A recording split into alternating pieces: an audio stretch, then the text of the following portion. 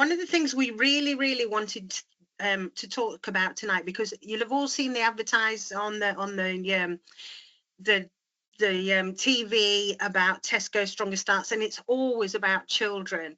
What this project is not all about is children. So if you are an organisation and a community organisation that doesn't work with children, it does not mean that you cannot apply. And we have found in the last year or so with the push with Stronger Starts that many other organisations aren't applying.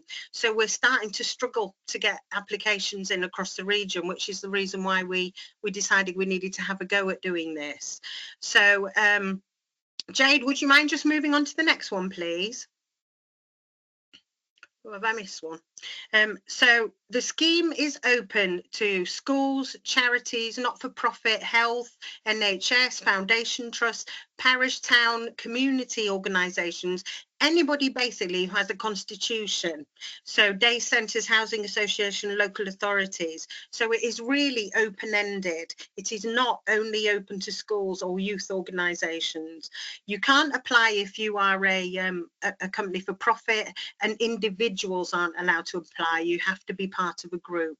Obviously, if you're a company limited by shares with dividends, you can't apply, and community interest companies that are less than 2-year-olds can't apply either. But the number of organisations that can is quite large. So the message we really want you to take home is you can apply, don't be put off. And we will get round to it with our regions, but some of the regions, some of our areas in the regions are really struggling with numbers. We've got some areas that have had no applications at all. So right, next slide, please.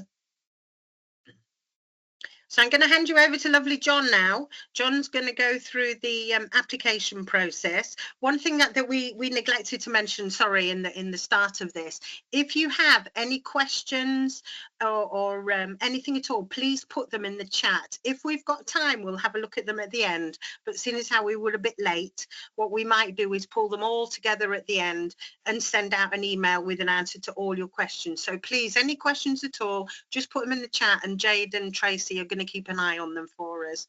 Thank you. Right, I'll shut up now, John. Thanks, Amanda. I'm John. I'm also from Groundwork. In terms of the application process, we always say it's really easy. It's a really easy fund, is Tesco Stronger Starts.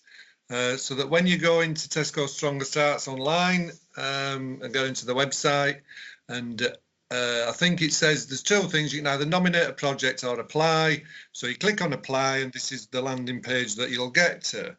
And essentially, there's three things. Read the guidance notes. I know everybody thinks, oh, I'll read them later. No, read them before you start attempting to even move to the next stage. The key, the critical.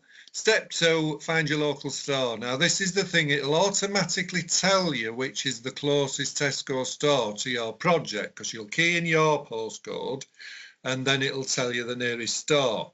But we'll come on to that later. You can manually change that when you're actually doing the application form. It's just telling you at that stage that is the closest store. So just bear that in mind for later on. Then the next thing is step 3, apply here, and that'll take you to the eligibility check, which just runs through a few things. It takes about 10 minutes, and then you get into the application form itself. Next slide, please. So in order to actually then be doing the form, once you've done the eligibility check, you need to log in. You need to actually log in as an applicant. So that's what this page will be. Fairly simple. Just say which email you're using, create a password, and then log in. Next slide. This is the actual form itself. So once you've got into the form, it has various sections, instructions, and then page 1 about your organisation, application contacts, page 2 about your project, page 3 finance, page 4 school information, page 5 privacy, and then I think that's it. I don't think there's a 6, but there might be. Just letting Helen in. Now, one of the key things is finance. Lots of groups seem to pick a project that's less than 1,500 and apply for that. Please don't. Make your project application be 1,500. Make it in a way that you can scale it down if you have to, if you only win the £500 prize or the 1,000, but don't submit an application, which I've seen several times lately, for £792.60, because the trouble is, if you win in the vote, you'll get £792.60 and nobody gets the 1,500 or the 1,000.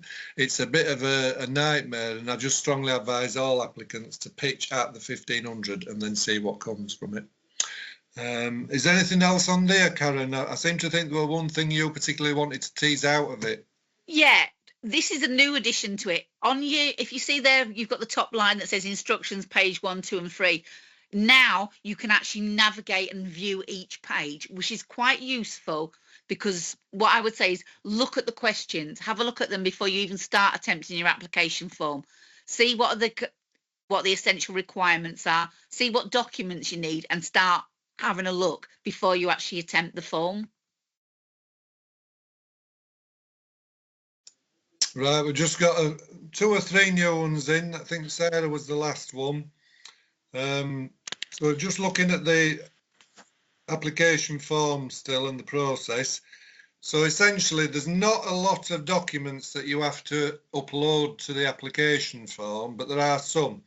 You've got to have a constitution. Whoever's applying, whatever your group is, it's got to have a constitution document, memorandum, articles of association, whatever it is.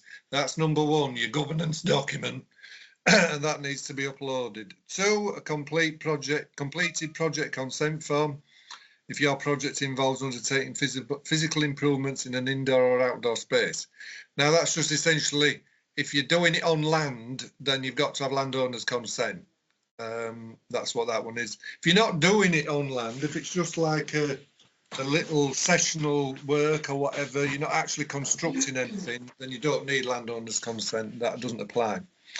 Copies of any permissions for your project. So if it needs planning permission, then you're going to have to upload that. But the thing with that is,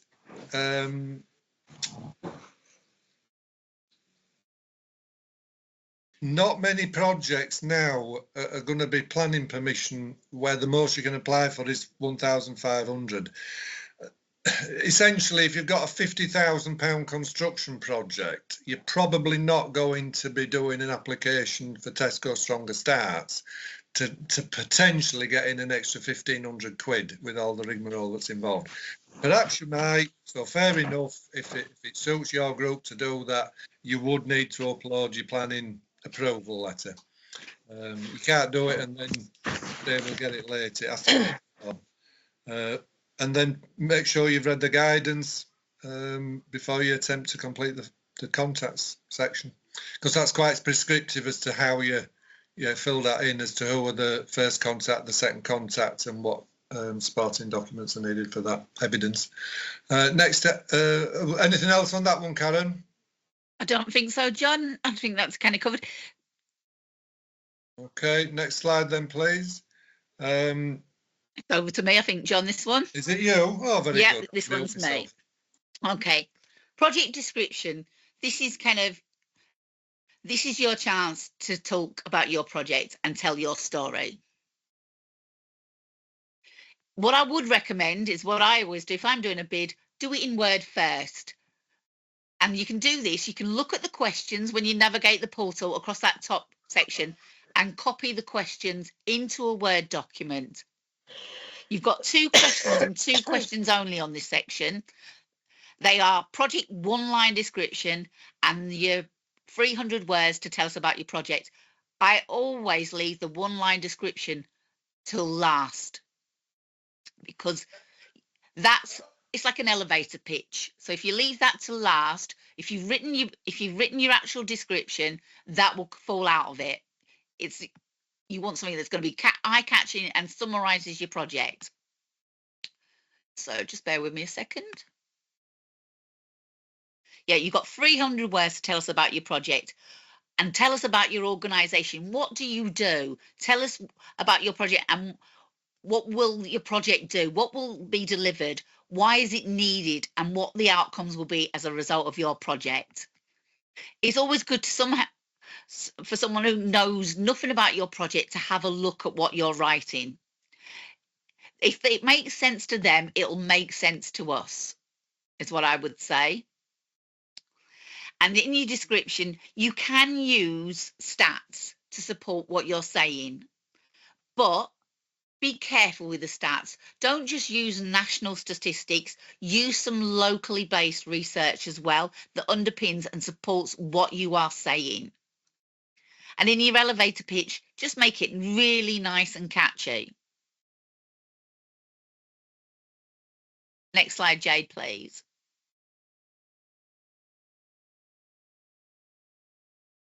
Finance, okay? A good project has a clear budget.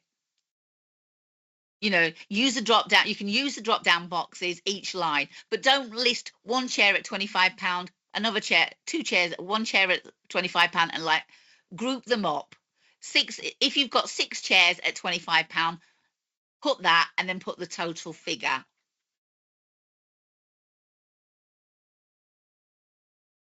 And just, it's pretty self-explanatory in your budget. Can I just interrupt very quickly, Karen? One key thing to remember, folks, don't forget that. So include that within your bid. So if a chair is £25 plus VAT, make sure you include that, because you wouldn't get it separately. Thank you. Shut up. Yeah. Okay, next slide, Jade. Okay, this section is for schools and children and young people's groups only. And it's just purely a demographic question. They just want to know the percentages of people, of your children and young people, that will fall in each of the categories. So the categories are there. So if you're a school, put the kind of percentages. If you're a group that's going to be working with children and young people and you know the percentages, put it. And that's, you know, it's a compulsory, because it's got the red square there, it is a requirement, and you will not be able to move along the document without completing anything that has this little red emblem. Next slide, Jade. Okay, application requirements forms. These are what you need when you finish your application. When you've completed your application, if you're successfully awarded your finance and you've spent your money, at this section is your requirements form. It's a form that you have to complete to tell us that you spent the money on time. But also, when you've the other good thing about this document is when you've completed it, you can apply again. And that's something about Tesco's. You can apply again at any point, so long as you've spent your money and completed all your return documents. Next slide, Jade. How to access it. This is where you go. You've got applications here. So in here, you can view your applications, the grey button that says applications. You can view completed applications. You can view submitted applications, or you can view applications that are in draft. So you can always check, and it will have the status of your application there. So if you ever think you haven't submitted it and you want to double check, click on the application section. Your requirements section is where you will find your forms. You'll have a little drop down box here. It'll say new requirements forms, submitted requirements forms, or to be completed. So you can find all your documents at this section. Next slide, Jade.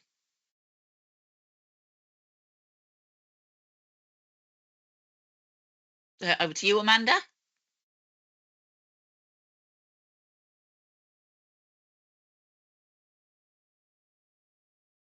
Amanda, you're Amanda, on mute. you're on mute.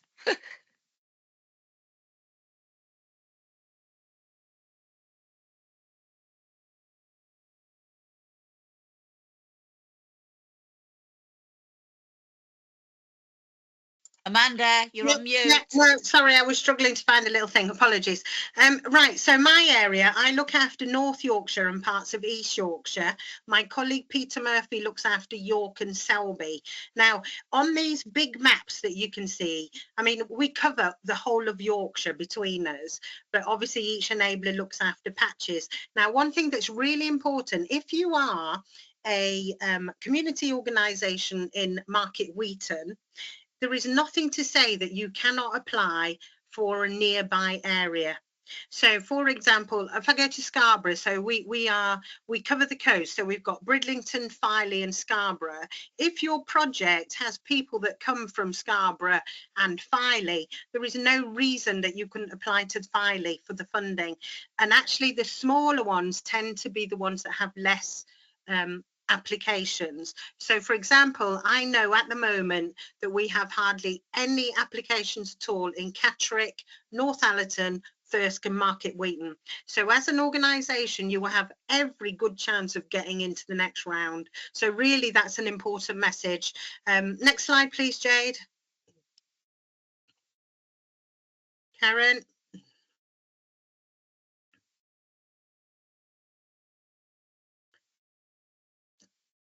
Karen, where are you? Hi, sorry about that. Yeah, I also cover, as well as parts of Yorkshire, I cover North and North East Lincolnshire. And in these areas, we've got Barton, Scunthorpe, Brigg, Gainsborough and Grimsby. Grimsby is our most subscribed region. The others, we have very few applications in, and we historically have struggled in these regions. If you're an organisation, not only that's on the peripherals, can you apply to Barton or to Brigg, but also if you're an organisation, you can be based in Scunthorpe, but if you are delivering activities in Barton, Brigg or Gainsborough, you can apply to each one of those regions that you are delivering activities in or supporting those communities for. So it's not just a matter of putting one application in, you can put a number of applications in. Next slide, Jay, please.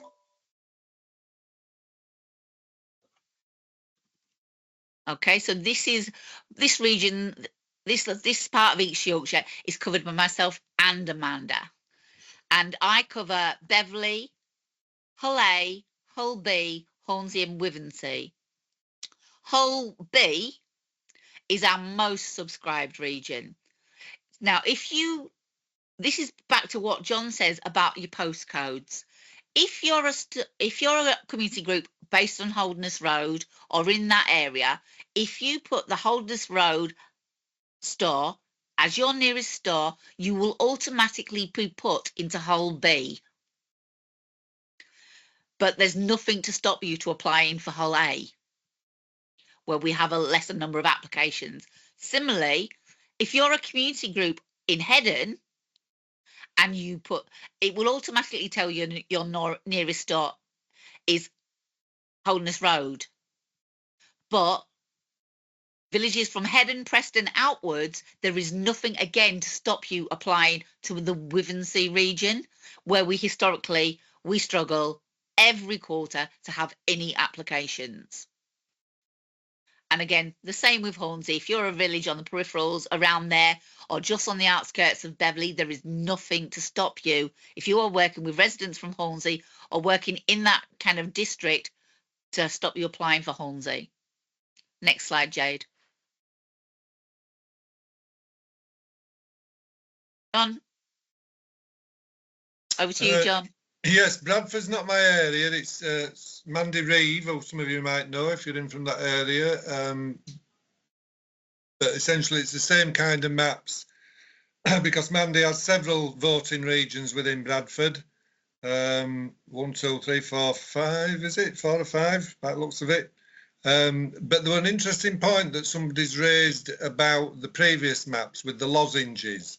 The lozenges are only indicative of the area because somebody's asked, can I apply in Ripon? Because Ripon wasn't within one of the lozenges. Yes, Ripon's fine. It will tell you where the closest store is. Everywhere within Yorkshire can apply. In fact, everywhere within England can apply. There are no excluded areas. But just to make clear, the lozenges were just indicative. I did try making my maps fully fit the space, but I think that defeated the process. Next slide, please. Doncaster, this is another one of Mandy's areas. 2 regions, 2 voting regions. And again, there is actually quite a bit towards the northwest on that. Carcroft is actually within that Doncaster region, the yellow one. It's just that she straightened it off to be able to do it on the drawing. But sometimes one of those regions will have loads of applicants and hardly any other, and then it'll switch. So it's quite hard with the big city regions to actually try and predetermine where you ought to be